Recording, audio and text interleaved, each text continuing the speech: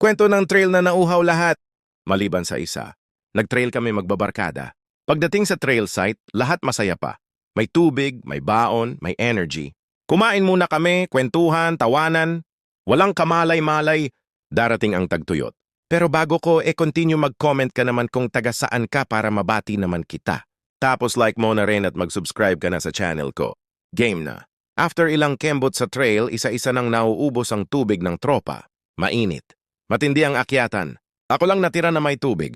Habang nagre-ride, slurp-slurp, umiinom ako. Chill lang. Ang di alam ng lahat, may extra bottle ako sa bag.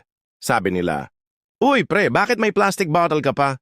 Sabi ko, ano lang yan, panggarda ko. Just in case maubusan ako ng gas. Keyword, gasolina. Pero dahil hingal sila sa init, di na nila narinig.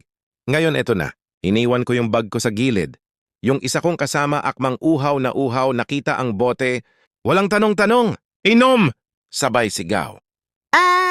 Put! I know too! Lahat kami napalingon. Gasolina pala. Sabi ko na nga ba may lalagok diyan? Piff! Moral of the story. Kapag nauhaw ka sa bundok, huwag basta inom ng hindi iyo, lalo na kung amoy petron.